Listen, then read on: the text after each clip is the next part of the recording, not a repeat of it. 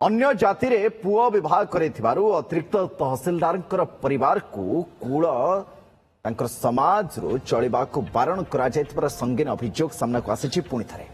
आम समाज रे एमती घटना आगु भी घटी किंतु एबे जहा सहित घटी से निजे ही अतिरिक्त तहसीलदार आसिकार अतिरिक्त तहसीलदार सौदागर बेहरा परिवार को अपमान करने सहित विवाह भोजी उठाई दि जाने थाना मामला भी होछि। छत्रपुर थाना रे अभियोग कर परिवार लोक माने अतिरिक्त तहसीलदार सौदागर बेहरा घर छत्रपुर मुनिसिपेंट गाँव से अन्य गोटे जातिर झील को विवाह कर कैवर्त समाज पक्ष परिवार को समाज एक विवाह भोजी बारण कर अपमानित कर भी अभियोग होछि।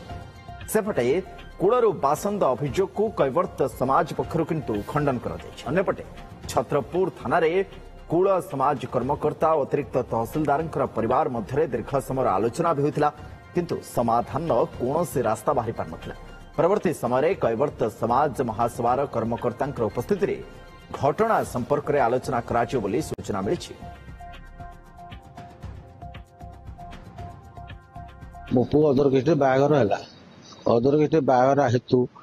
मुझ कौन समाज को जनइली समाज कहले पुओ को छाड़ बो को छाड़ आपन आम सहित रही पुओ को छाड़ी नहीं बो को छाड़ी नहीं कि पुओ को छाड़ी क्या छाड़ी नहीं आ कूल तुम जहाँ डिसाइड कर सम्मत एवं जो गोटे भोजी है 24-23-24 बोला तुम अदर केटे बाहर बाहर कर पुओ को आउ तुम यू उठी पड़ा आम समाज तुम चलो नहीं नाई नाई बासन करना कहीं जो कथा समाज चलो ये कथा भित्तिहीन या मिछ आम कौन बासंद करनु कि कौन से कार्य करनु से दिन मु उपस्थित नथिली से भोजी रे आमर भाई माने से दिन कौन मु शुणिया पाइली जे ताकू उठे दी बोली किंतु तांको निमंत्रण ही नथिला भोजी की से बिना निमंत्रण जाइए जहाँ जमी आमर कौलिक आमर कैवर्त कूलर नीति नियम अनुसार समाधान हम।